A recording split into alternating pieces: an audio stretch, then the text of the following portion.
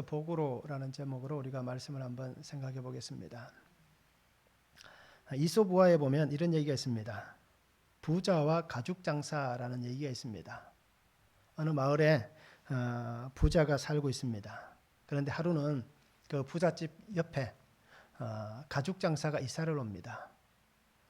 그래서 전에는 전혀 그런 환경을 느끼지 못하다가 어느 날 가죽 장사가 자기 이웃의 이사를 옴을 통해서 이 부자가 참 불편한 일을 많이 겪습니다.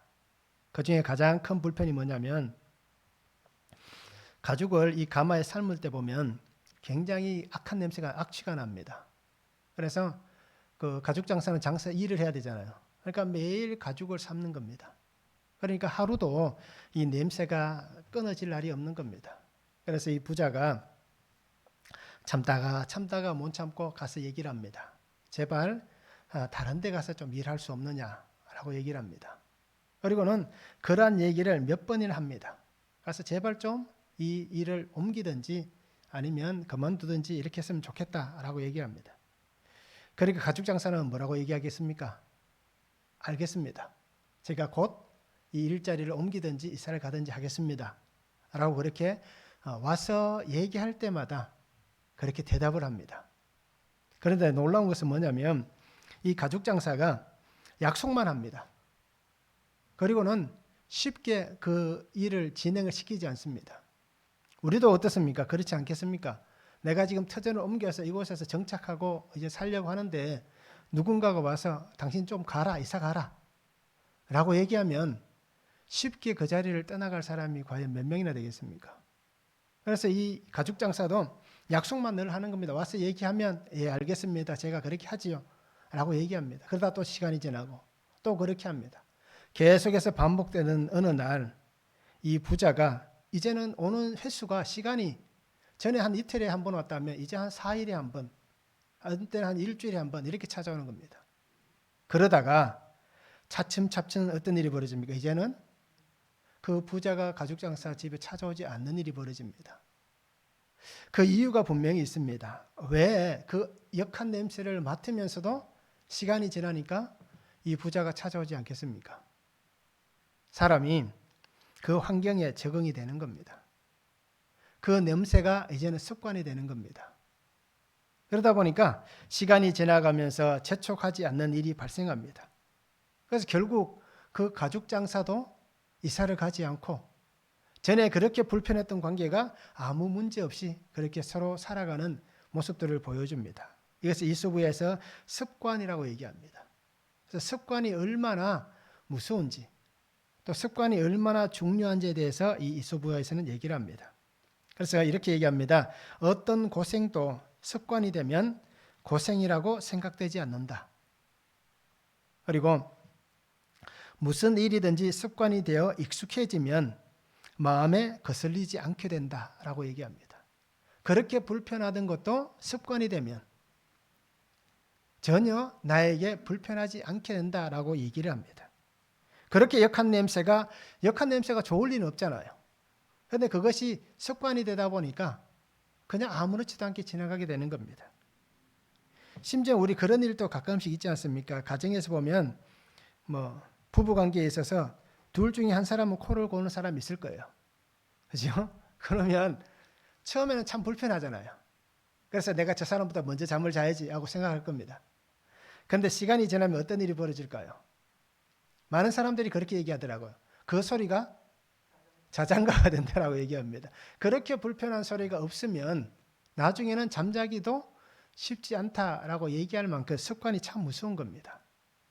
그래서 오늘 우리 성도님들은 어떤 습관을 가지실지 한번 생각해 보시기 바랍니다. 특히 우리가 신앙인으로서 어떤 습관을 가져야 되는가? 나쁜 습관은 빨리 끝을 내야 됩니다. 그런데 좋은 습관은 어떻습니까? 우리가 믿음 안에서 신앙의 좋은 습관은 계속해서 그것을 유지해 나갈 수 있는 그런 삶이 되기를 원합니다. 그래서 내가 늘 하고 있는 이 습관들이 좋은 것인지 아니면 나쁜 것인지를 잘 판단하셔서 그죠? 이것을 우리가 잘 해결해 낼 수 있는 그런 믿음이 되면 참 좋겠습니다. 이 습관을 운동선수들은 루틴이라고 얘기하잖아요. 그래서 내가 어떤 행동을 할 때에 꼭 그 행동을 하는 것을 볼 수 있습니다. 그것은 자기에게 좋은 루틴이다라고 얘기합니다. 이렇듯 오늘 우리가 믿음 안에 살아가면서 하나님께서 나를 보실 때에 저 친구는, 저 아들과 저 딸은 내게 참 좋은 믿음의 습관을 가지고 있다. 그리고 또 자녀들은 부모를 보면서, 형제들은 또 나를 보면서, 이웃들이 나를 보면서 저 사람은 신앙의 좋은 습관을 가지고 있다 라고 우리를 인정하고 또 그 습관을 배울 수 있는 그러한 믿음이 우리 안에 있었으면 참 좋겠습니다. 말씀을 한번 보시기 바랍니다. 하나님이 아브라함을 시험하시기 위해서 아브라함을 부르십니다. 그리고는 그 시험이 독자 이삭을 번제로 드려라 라고 얘기합니다. 오늘 성경에 보니까 아브라함이 어떻게 합니까? 3일의 길을 걸어갑니다. 브엘세바에서 모리아까지 갑니다. 그리고는 그 아브라함이 이삭을 번제로 드리기 위해서 하나님 앞에 드리고 있습니다. 그 상황에서 하나님은 아브라함에게 말씀합니다. 이제야 내가 나를 경유하는 줄을 내가 알았다 라고 오늘 말씀에 그렇게 말씀해 주시고 있습니다. 그래서 오늘 시험에서 복으로 라는 제목 우리가 말씀을 생각해 볼 텐데, 첫 번째 보면 시험이 있습니다. 1절과 2절에 말씀합니다. 그 일 후에 하나님이 아브라함을 시험하시려고 그를 부르시되 아브라함 하시니 그가 이르되 내가 여기 있나이다. 여호와께서 이르시되 내 아들 내 사랑하는 독자 이삭을 데리고 모리아 땅으로 가서 내가 내게 일러준 한 산 거기서 그를 번제로 드리라 라고 말씀합니다. 하나님은 그 일 후에라고 얘기합니다. 이 그 일이 어떤 일이냐? 이 브엘세바에서 그 아비멜렉과 있었던 사건, 그죠? 그 사건이 있은 다음에 하나님께서는 아브라함을 부르십니다. 그런데 부르실 때에 그냥 아무 이유 없이 부른 게 아니라 하나님은 이 아브라함에게 어떤 특별한 목적을 가지고 하나님께서 아브라함을 부르셨습니다. 그 부르심이 뭡니까? 그를 시험하시기 위해서라고 오늘 성경은 말씀합니다. 하나님은 이 아브라함을 부르실 때에 아브라함이 하나님을 향하여서 어떤 마음을 가지고 있는지 알고 싶은 겁니다. 하나님이 아브라함을 부를 때에 갈대아 우르에서 부를 때 나이가 몇 살이었습니까? 75세 그가 부름을 받았잖아요. 자, 그리고는 지금 이삭이 장성해 갑니다. 그러면 날짜가 시간이 얼마나 됐겠습니까? 수십 년이 흐른 다음에 그가 그를 부르셨던 목적을 다시 한번 확인하기를 원하시는 하나님이십니다. 그래서 시험이라는 단어가 나오는데요. 이 시험은 히브리어로 나사라는 단어를 씁니다. 그래서 뭐 시험하다 또는 유혹하다, 시도하다, 증명하다라는 뜻을 가집니다. 그래서 여기 나사라고 얘기하는 것은 유혹이라는 것보다는 어떤 입증하기를 원하시는 어떤 테스트 같은 그런 시험입니다. 그래서 우리가 시험을 얘기할 때 테스트와 템프테이션이라고 얘기해서 시험과 유혹 두 가지를 얘기하잖아요. 이렇듯 하나님께서는 아브라함에게 어떤 것을 입증하기 원하시는, 그래서 그를 테스트해 보시기 원하시는 하나님의 모습을 볼 수 있습니다. 그래서 하나님은 아브라함이 과연 어떤 마음을 갖고 있는지, 내가 그를 부르고 그에게 이런 복을 주고 또 그에게 약속대로 아들을 주고 그리고 열국의 아비가 되게 하시는 그 놀라운 은혜를 주신 그 하나님께서 과연 아브라함은 나를 향하여서 어떤 마음을 갖고 살아가고 있는가? 하나님께서는 아시지만 그래도 그가 증명하기를 오늘 원하고 계시는 것입니다. 그래서 하나님은 그것을 증명해 내기 위해서 그를 테스트하십니다. 그래서 이 시험을 치러서 통과하게 하시기를 원하십니다. 그리고 그 통과를 통하여서 하나님은 정말 믿음으로 사는, 정말 내가 믿음의 조상으로 택하신 것이 하나님이 내가 잘못 선택한 게 아니구나 라는 것을 하나님께서 기대하고 있는 모습입니다. 그래서 그 시험은 오늘 우리가 잘 알듯이 독자 이삭을 번제로 드리라라고 얘기합니다. 이삭은 하나님께서 약속하신 그 75세에 약속하셨던 이후에 그가 그를 얻었을 때 나이가 100세가 되었을 때입니다. 그러면 그 약속을 듣고 25년이 지난 다음에야 정말 그 약속이 완성이 됩니다. 그리고는 또 시간이 흘러간 겁니다. 그런데 하나님의 약속으로 받은 이 아들을 하나님께서는 오늘 뭐라고 얘기합니까? 번제로 드리라라고 얘기합니다. 번제는 올라라는 단어를 쓰는데요. 이는 올라간다, 또 오르막길, 또 계단을 오를 때에 내려가는 표현이 아니라 계단을 올라간다라는 표현을 쓸 때에 이 올라라는 단어를 씁니다. 그래서 우리가 이 번제라고 얘기하면 하나님 앞에 올려지는 것. 그런데 이게 어떻게 올려지는 것입니까? 번제는 하나의 제물을 각을 뜨고 그 제물로 드려지는 양이나 소나 염소나 비둘기나 상관없이 모든 것들이 하나도 남김없이 다 태워서 그 연기, 향기를 하나님 앞에 드리는 제사가 번제의 제사입니다. 그래서 우리가 성경에 나와 있는 번제를 드렸다라고 얘기하는 그 단어가 나오면 하나도 남김없이 실 한 톨도 남기지 않고 다 태워서 하나님 앞에 드렸다라는 제사입니다. 그래서 하나님 앞에 완전한 제사로 드려지는 모습입니다. 그래서 이 번제란 것은 하나님 앞에 부분적인 것이 아닙니다. 어떤 허용되어지는 그런 형태의 시험이 아닙니다. 이것은 허용되어진 것이고 이것은 허용되어지지 않는다라고 얘기하는 부분적인 것이 아니다는 얘기입니다. 그래서 이것은 됩니다. 이것은 안 됩니다라를 얘기할 수 없는, 즉 남겨짐이 없는 모든 것을 요구하시는 그 하나님의 제사가 이 번제입니다. 그래서 남김없이 완전히 태워서 불로 태워서 하나도 남기지 않는, 그래서 그 향기를 원하시는 하나님이십니다. 그 원하시는 그 제사를 오늘 아브라함에게 하나님은 이삭을 그렇게 드리라라고 얘기합니다. 아들을 불로 태워서 하나도 남기지 말라라고 얘기합니다. 자, 이 시험은 어떤 시험입니까? 하나님께서는 이 시험을 하시는 이유가 분명히 있습니다. 왜 그를 시험하시려고 하시는지를 우리가 한번 생각해 보시기 바랍니다. 그가 어떤 마음을 가지고 있는지, 정말 이 아브라함의 신앙이 하나님을 향해서 확고한지, 정말 그가 선택하는 것이 하나님의 말씀을 따라서 선택하고 그것을 정말 붙잡고 나아가는지, 이것을 하나님께서 보기를 원하시는 것입니다. 그래서 이 시험은, 테스트는 우리도 마찬가지입니다. 우리가 하나님이 하시는 이 시험, 테스트를 통해서 우리의 삶에 언제나 이 믿음으로 나아가는 그 순간 우리는 이 테스트를 통하여서 또 다음에 중요한 하나님의 은혜의 자리로 나아갈 수 있는 귀한 통로가 되는 것입니다. 지금 내가 있는 이 위치에서 하나님이 주실 그 은혜의 자리로 옮겨져가는 귀한 통로 과정이 되는 것이 바로 이 테스트의 시험이다라는 것을 우리 성도님들이 잊지 않았으면 좋겠습니다. 말씀을 한번 적용해 보시기 바랍니다. 시험을 만났을 때에 그것이 나의 신앙과 삶을 성장시켜주는 시험입니까? 아니면 그 시험이 나를 죄에 빠지게 하는 유혹의 시험입니까? 어떻습니까?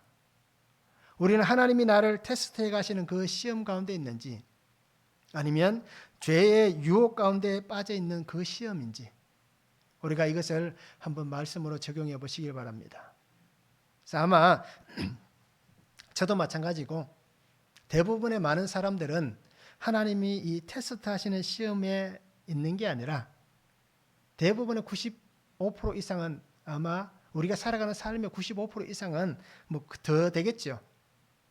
그런데 그 많은 것은 죄의 유혹으로 생겨나는 시험거리일 겁니다.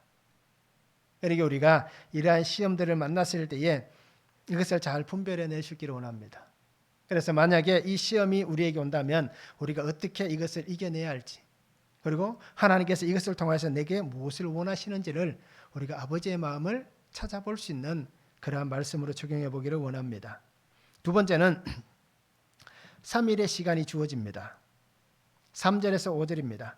아브라함이 아침에 일찍이 일어나 나귀의 안장을 지우고 두 종과 그의 아들 이삭을 데리고 번제에 쓸 나무를 쪼개 가지고 떠나 하나님이 자기에게 일러주신 곳으로 가더니 제3일에 아브라함이 눈을 들어 그곳을 멀리 바라본지라. 이 아브라함이 종들에게 이르되 너희는 나귀와 함께 여기서 기다리라. 내가 아이와 함께 저기 가서 예배하고 우리가 너희에게로 돌아오리라 라고 말씀합니다. 아브라함은 하나님의 청천벽력 같은 소리를 들었습니다. 그렇잖아요. 그 엄청난 소리를 듣고 하나님 앞에 그의 마음이 어떤지를 보여줍니다. 아무런 내색도 하지 않습니다. 그리고는 하나님께서 말씀하시는 그 모리아 땅으로 갑니다. 그 말씀에 순종하고 있습니다. 그래서 아침에 일찍 일어났다라고 성경은 말씀합니다. 그리고는 그 길을 떠날 채비를 다 갖추고 아무렇지도 않게 그 길을 떠나갑니다. 그 발걸음을 우리가 한번 생각해 보시기 바랍니다. 아들을 죽이기 위해서 길을 떠나는 아버지의 마음을 한번 생각해 보시기 바랍니다. 어떤 마음이겠습니까? 정말 기쁘고 즐겁게 그 발걸음을 떼겠습니까? 그렇지 않을 거잖아요. 정말 힘들고 어려운 발걸음을 옮길 거예요. 그 발걸음 정말 고민이 많을 겁니다. 그 발걸음에 아픔이 많을 거예요. 그리고는 때로는 아마 원망도 불쑥불쑥 올라올 거예요. 하나님 왜 주셔놓고 또 왜 달라고 합니까? 그렇게 힘들게 얻은 아들인데 하나님 아예 차라리 주지를 말든지 라고도 아마 하는 원망도 그 속에 있었을 겁니다. 3일이라는 길을 걸어가면서 수십 가지의 생각이 그를 붙잡았을 것입니다. 내가 이것을 해야 되는가 말아야 되는가. 엄청난 번민 속에 이 아브라함이 사로잡혔을 겁니다.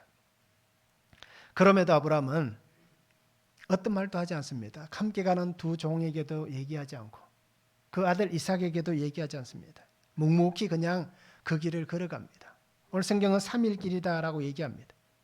실제로 이 브엘세바에서 모리아, 예루살렘 그 모리아까지 가는 거리가 약 80km 정도 된다라고 얘기합니다. 한 80km면 적은 길이 아니잖아요. 그 길을 이 아브라함은 그냥 묵묵히 걸어갑니다. 그런데 우리가 알듯이 이 모리아 땅은 어떤 곳입니까? 오늘 성경에 보면 하나님께서 택하신 곳이고 하나님께서 뽑으신 곳입니다. 하나님께서 너 아들 이삭을 번제로 드리라고 말씀하신 특별한 장소로 이 모리아를 택하셨습니다. 그리고 나중에 이곳이 어떤 곳이 됩니까? 다윗이 기도하는 자리가 되었고 또 솔로몬이 성전을 건축한 곳이 바로 이 모리아입니다. 그곳에 하나님의 성전이 건축되는 것입니다. 시간은 3일이 주어졌습니다.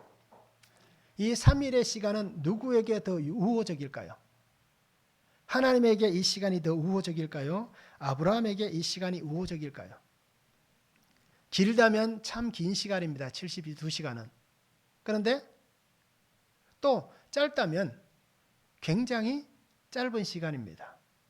그래서 우리가 어떤 고난을 당하면 이 3일은 굉장히 긴 시간이지만 즐겁게 여행을 다니면 어떻습니까? 3일은 굉장히 짧습니다. 야, 벌써 시간이 다 됐나라고 얘기할 거예요. 자, 이렇듯 이 3일은 누구에게 더 우호적인가라는 것입니다. 말씀을 들었습니다. 그리고 말씀을 순종하고 있습니다. 그런데 언제든 마음을 바꿔 먹어도 아무런 문제가 되지 않을 시간입니다. 이 3일의 시간 동안 이건 말도 안 된다라고 외칠 수도 있습니다. 앞에서 하나님 앞에 그 아브라함이 기도했던 장면 우리가 기억하잖아요. 의인 45명이 없으면, 40명이 없으면, 30명이 없으면 하고 하나님 앞에 기도했던 의인이 있는데 그 의인이 있는데도 불구하고 그 성을 멸하신다면 하나님 부당하지 않습니까? 라고 외쳤던 그 아브라함의 모습을 생각한다면 하나님 부당합니다라고 외칠 수 있는 그 시간들입니다. 그리고 우리가 늘 그렇게 얘기하듯이 왜 하나님 나에게만 이런 시험을 하십니까? 왜 나만 이런 고난을 겪어야 됩니까? 라고 우리가 늘 외치듯이 아브라함도 우리와 똑같은 성정을 가진 사람이기 때문에 그도 그렇게 외칠 수 있습니다.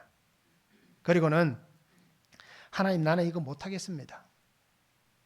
라고 하나님의 그 시험하시는 증명하기를 원하시는 하나님 앞에 그 증명을 끝내버릴 수도 있는 시간이 이 3일의 시간입니다. 그런데도 아브라함은 그 시간을 그저 묵묵히 하나님께 드리고 있는 것을 우리가 보시기 바랍니다. 이것이 오늘 우리와 아브라함이 다른 모습입니다. 한순간 또 흐트러짐이 없습니다. 시작할 때부터.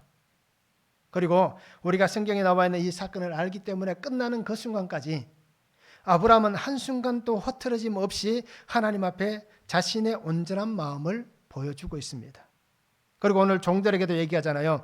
우리가 가서 예배하고 돌아오겠다. 내가 예배하고 돌아오겠다라고 얘기합니다. 종들에게 이제 이삭과 작별해라. 다시는 못 볼 것이다 라고 얘기하는 게 아니라 너희는 여기서 기다리라. 왜? 혹시 방해가 있을 수 있으니까. 너희는 여기서 기다리라. 내가 이삭과 가서 예배하고 돌아오겠다라고 얘기합니다. 즉 이 아브라함 속에는 자신에게 말씀하신 대로 내가 말씀을 전적으로 의지하고 그 말씀만 믿고 내게 맡겨주신 그 시간을 붙잡고 나아가지만 지금은 이 시간 내 시간이 아니라 하나님의 시간이기 때문에 아브라함은 이 시간 분명히 하나님께서 헛되지 않게 하실 것이다. 하나님께서 내게 그렇게 말씀하셨다면 하나님은 분명한 하나님의 의도가 있을 것이다. 그러기에 정말 하나님께서 취하실지는 알 수가 없다. 하나님은 내게 또 다른 은혜를 예비해 주실 것이다. 라는 그 믿음을 가지고 내가 가서 예배하고 돌아오겠다. 라고 그렇게 말씀을 하고 있는 것입니다. 오늘 우리 또한 이러한 삶의 모습으로 살았으면 좋겠습니다. 하나님께서 나를 하나님의 자녀로 택하시고 하나님이 세워가신 그 시간들이 있습니다. 그런데 그 시간들이 때로는 하나님 부당합니다라고 얘기할 수 있는 환경들이 생겨날 거예요. 내 생각과 내 삶의 방법과 다른 것이 등장할 수도 있습니다. 그런데 그것 또한 하나님의 시간입니다. 나는 하나님의 시간을 빌려서 쓰는 것뿐입니다. 내 시간을 하나님이 빌려서 사용하시는 게 아니라 우리는 하나님의 시간을 빌려서 사용하고 있는 것에 불과합니다. 그러기에 결국 어떻습니까? 하나님의 것을 하나님 앞에 드린다는 것, 그것이 올바른 것입니다. 이렇다 오늘 우리 성도님들도 내게 주신 이 시간을 아브라함같이 우리의 시간을 헛되지 않게 보낼 수 있는 그런 믿음이 되면 참 좋겠습니다. 말씀을 한번 적용해 보시기 바랍니다. 하나님께서 내게 맡기신 시간이 있습니다. 삶의 모든 순간을 나는 어떤 기준과 어떤 마음을 가지고 이 시간을 보내고 있습니까? 말씀을 한번 적용해 보시기 바랍니다. 내가 하나님 주신 시간을 어떻게 보내고 있는지, 이 시간이 하나님 앞에 부끄럽지 않는지, 그죠? 우리가 이 시간들을 한번 적용해 보면 참 좋겠습니다. 세 번째는 하나님께서 준비해 주실 것입니다. 6절에서 8절입니다.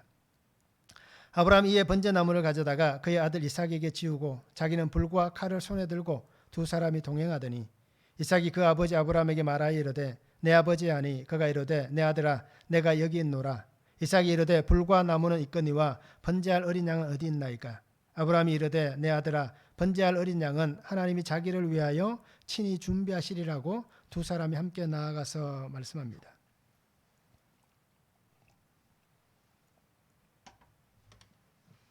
말 없이 순종합니다. 그리고 하나님 앞에 나아갑니다. 그리고 그 모습을 묵묵히 옆에서 아들이 지켜보고 있습니다. 그 모습을 보던 아들이 궁금하지 않겠습니까? 예전 같으면 아버지가 아들에게 아마 왜 길을 떠나야 되는지, 우리가 어디를 가는지 그 정도는 얘기를 해주지 않겠습니까? 그런데 아무 얘기 없이 아버지가 3일 길을 걸어옵니다. 그러면서 이 아들이 이삭이 묵묵히 지켜보다가 마침내 아버지에게 물어봅니다. 질문을 던집니다. 다른 것은 다 준비가 되었습니다. 칼도 있고 나무도 있고 불도 있고 다 있습니다. 그런데 아버지, 번제할 어린 양은 어디에 있습니까?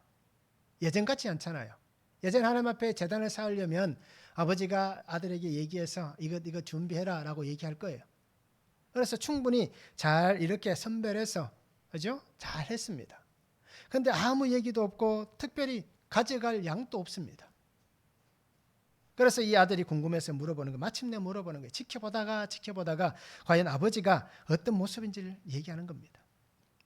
이제까지의 예배, 이제까지의 제사의 모습과 다른 것을 발견하는 겁니다. 이제까지 하나님 앞에 나아갈 때 이런 모습이 아니었기 때문에. 그래서 이 이삭은 아버지를 따라서 그냥 자기 일만 충실히 하던 이 이삭이 마침내 이해가 되지 않는 하나를 질문하는 겁니다. 이해가 되지 않잖아요. 그죠? 그 이해가 되지 않는 한 부분을 질문을 던집니다. 가장 중요한 겁니다.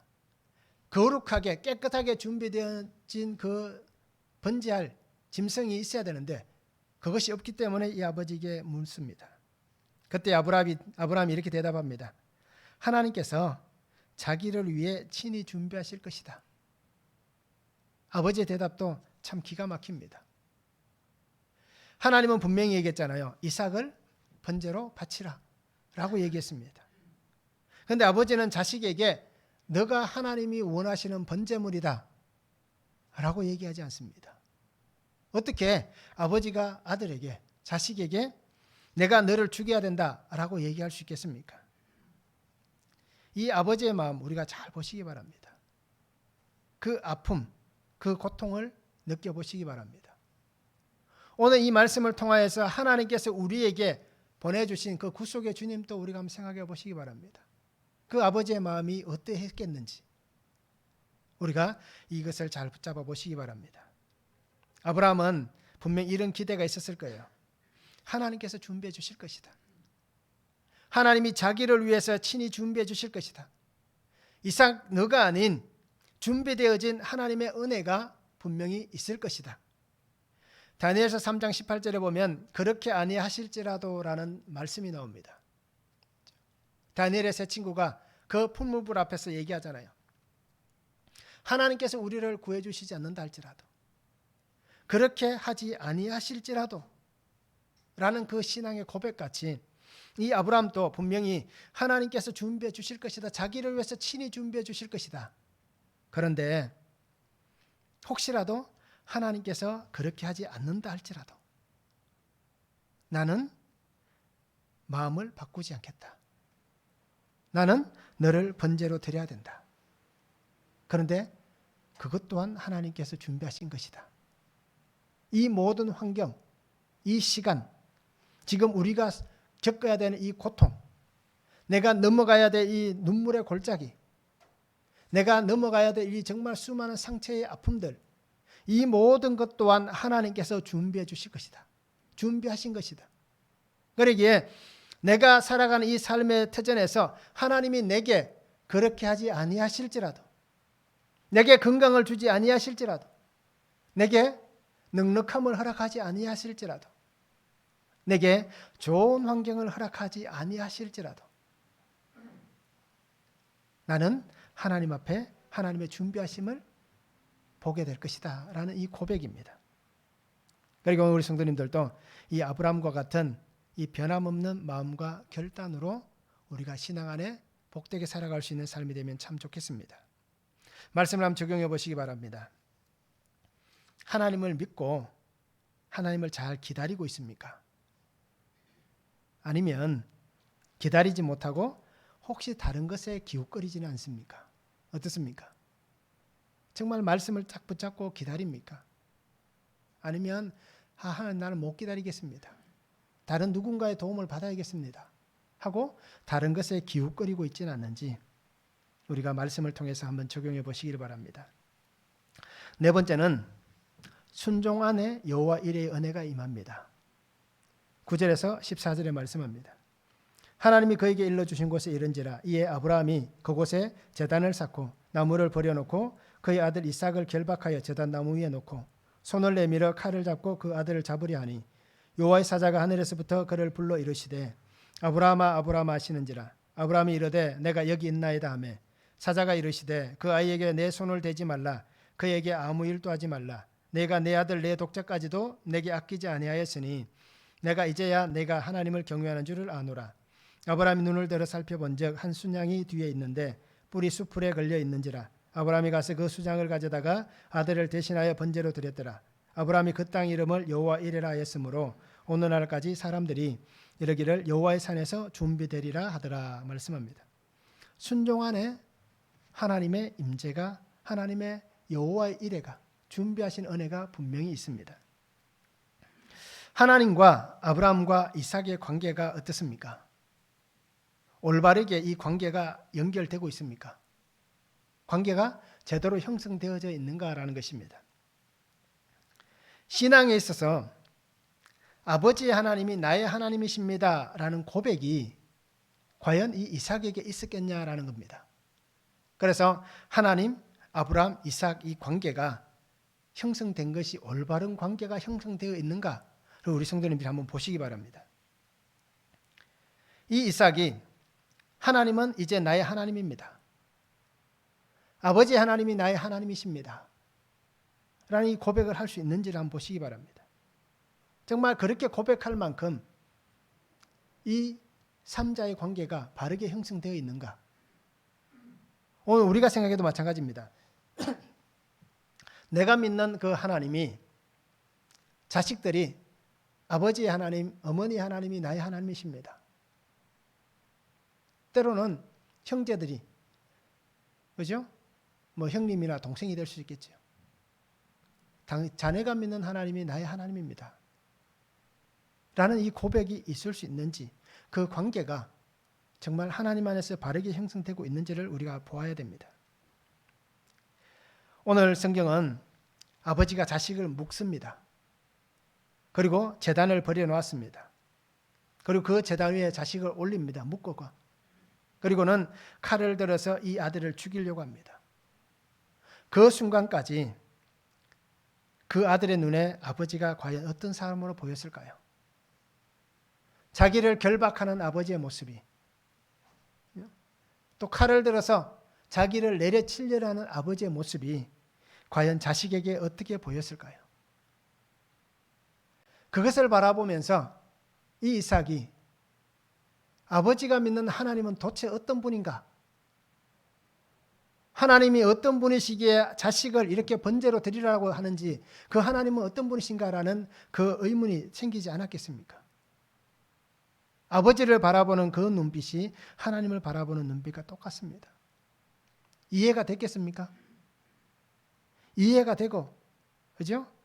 이해할 수 있는 광경입니까? 우리가 봐도 이해가 안 되는 광경이에요. 이것은 어떻게 보면 신앙이기 때문에, 그죠? 그렇게 할 수 있다라고 우리가 생각할 수 있겠지만, 엄밀히 따지면 살인이잖아요. 그죠? 부모가 자식을 죽이는 살인입니다. 살인죄가 되는 거예요. 그런데 하나님은 어떻게 합니까? 그렇게 하라고 얘기하시는 거예요. 오늘 우리가 바라볼 때에 어떤 상황이든지 우리는 내 문제가 아니면 쉽게 생각하고 대답할 수 있습니다. 그렇죠? 나와 직접적인 관계가 없으면 그냥 우리는 쉽게 그럴 수도 있지. 또 쉽게 판단을 하고 그리고 그 동조를 합니다. 그럼 정작 자신의 문제라면 쉽게 판단을 내릴 수도 없고 쉽게 생각할 수도 없을 거예요. 자식이 죽어야 할 이 입장에 놓이면 이 문제를 쉽게 받아들일 수 있겠냐는 겁니다. 또 본인이 죽어야 되는 상황이라면 그것을 쉽게 받아들일 수 있겠냐라는 것입니다. 그런데 오늘 보면 그 아들 속에 아버지의 그 믿음이 있는 것을 볼 수 있습니다. 즉 하나님과 아버지와 자기가 이 믿음 안에서 영적으로 아름다운 관계가 형성되어지는 그 모습을 오늘 성경은 보여줍니다.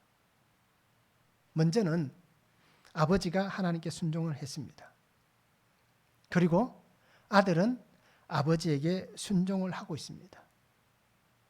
그래서 이 관계는 아름답게 보여지고 있는 것입니다.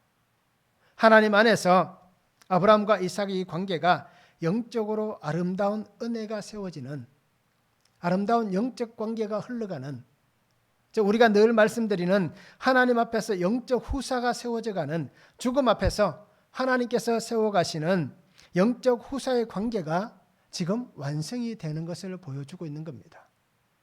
이전까지는 이 관계가 완성되지 못했습니다. 그런데 이 모리아에서 번제로 드리는 이 사건을 통하여서 하나님께서 이삭을 정말 약속하신 대로 아브라함의 영적 후사가 되게 해주시는 거예요. 그리고 이 이삭도 아버지의 그 신앙의 계보를 따라서 하나님 안에서 믿음의 계보가 이어져가는 영적 후사가 되는 그 확실한 하나님의 은혜를 경험하는 그 순간이 되는 것입니다. 그래서 하나님은 이 자리에서 이 관계가 끊어지지 않게 해주시고 아브라함이 걸었던 그 길, 그 믿음의 길을 이삭이 걷게 하시고 또 아브라함이 들었던 그 칼이 믿음의 결단 안에서 멈추게 하시는 그 놀라운 은혜를 오늘 성경은 우리에게 보여주시고 있습니다. 그래서 하나님께서 원하셨던 이 희생의 번제는, 이 약속의 번제는 드려지지 않았지만, 이삭을 드리지는 않았지만 하나님 앞에서 완성되어진 번제였습니다. 하나님께서 그 모든 것들을 다 받아주시는, 그죠? 그 삶의 그 연기가 되어서 하나님 앞에 드려진 그 아름다운 번제로 받아주시는 은혜의 순간이 된 것입니다. 결국 순종을 통하여서 하나님 앞에서 아름다운 희생의 역사가 일어나게 된 것입니다. 하나님은 이렇게 말씀하십니다. 너의 그 희생, 또 아들의 희생, 그것을 통하여서 너의 믿음, 내가 이제야 확실하게 알았다. 무엇을 말씀합니까? 내가 나를 경외하는 줄, 정말 네가 나를 믿는 줄 내가 이제야 확실히 알았다. 이제야 너의 마음, 너의 삶의 모든 것을 내가 온전하게 받았다라고 하나님이 말씀해 주시는 겁니다. 그래서 내가 너를 택하여 구속의 놀라운 역사가 끊어지지 않고 흘러가게 하는 것을, 내가 그렇게 너를 택하였지만 오늘 아브람 내가 이 구속의 역사가 끊어지지 않고 흘러가는 것을 너는 증명해 내었다 라고 그렇게 하나님께서 말씀해 주시고 있습니다. 너의 희생이 증명하였고 너의 삶이 증명하였다라는 것입니다. 한치의 오차도 없이 하나님은 이 모든 것을 정확하게 아름다운 결말을 만들어내어 주시고 있습니다. 그래서 아브라함의 고백같이 모든 것을 하나님이 준비해 주셨습니다. 준비하신 이 하나님의 은혜가 아브라함과 이삭의 삶에 값없이 주어지는 복이 되었습니다. 시험을 당했을 때는 눈물의 순간이었지만, 그러나 이 시험을 통과한 그 순간에는 축복의 은혜의 시간이 된 것입니다. 즉 순종의 희생이, 변함없는 약속이 삶의 한가운데 들어오는 귀한 복이 된 것입니다. 그리고 이들이 이러한 복의 귀한 통로로 쓰임을 받은 것입니다. 그러기에 순종은 중심이 흔들리지 않는 것이 순종입니다. 그래서 이 순종은 정말 중심이 흔들리지 않는 섬김이고 희생이 바로 순종이다라는 것을 우리 성도님들이 잘 기억했으면 좋겠습니다. 아브라함의 중심이 흔들리지 않았습니다. 이삭의 중심도 흔들리지 않았습니다. 하나님을 신뢰했던 그 중심, 또 하나님께서 주시는 그 은혜의 중심 전혀 흔들리지 않았습니다. 그 가운데 하나님은 하나님의 영광의 은혜를 그들에게 부어주셨습니다. 그리고 오늘 우리 또한 이 하나님 앞에서 이러한 아름다운 순종의 삶을 살아서 정말 하나님 안에 순종함을 통하여서 여호와 이레의 그 은혜와 복이 오늘 우리 성도님들의 삶에 늘 넘쳐날 수 있기를 원합니다. 그래서 하나님께서 하나님 스스로를 위해서 친히 준비해 가실 것입니다. 이 아름다운 복의 역사가 오늘 여호와 이레 안에서 오늘 나에게도 풍성하게 부어지는 그 축복의 역사가 있기를 소망합니다. 말씀 한번 적용해 보시기 바랍니다. 순종함으로 말씀 안에서 영적 후사를 세워가고 있습니까? 정말 내가 순종을 하면서 하나님 안에서 이 영적 후사를 세워가고 있는지, 순종의 삶을 통해서 여호와 이레의 복이 오늘 내게 임하는지, 그렇죠? 우리가 이 말씀을 통해서 한번 적용해 보면 좋겠습니다. 유혹과 죄의 시험에서 믿음의 담대함과 말씀의 능력으로 승리하는 삶이 되었으면 참 좋겠습니다. 수없이 많은 고난과 환경 속에 우리가 살아갑니다. 그런데 그때 내가 무엇을 붙잡아야겠습니까? 불평을 붙잡아야겠습니까? 그래도 말씀을 붙잡아야겠습니까? 근심을 붙잡아야겠습니까? 주의 은혜를 붙잡아야겠습니까?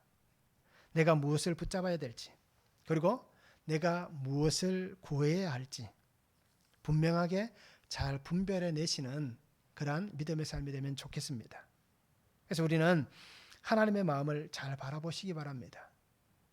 아브라함이 하나님만 바라보았듯이 오늘 우리도 하나님을 바라보므로 멸망이 아니라, 하나님께서 우리에게 주시는 것은 멸망이 아닙니다. 멸망이 아니라 생명으로 함께 하시는 하나님의 그 은혜를 구할 수 있는 복된 삶이 되면 좋겠습니다. 그래서 고린도전서 10장 13절에 이렇게 말씀하잖아요.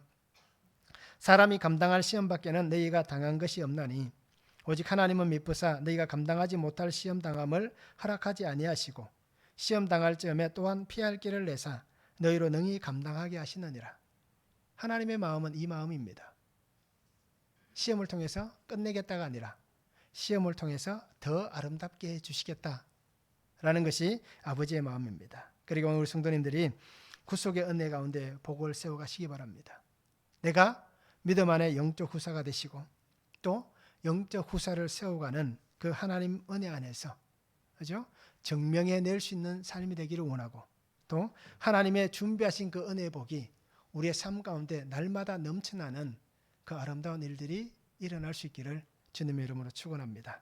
기도하겠습니다. 사랑의 아버지 하나님 감사합니다. 오늘도 우리에게 주신 말씀을 바라봅니다. 주 은혜 안에 살게 하시고 주의 능력 안에 살아가게 하여 주시옵소서. 그래서 날마다 주님 주시는 그 은혜를 붙잡고 믿음 안에서 하늘의 소망을 가지고 살아갈 수 있도록 주님 역사하여 주시옵소서.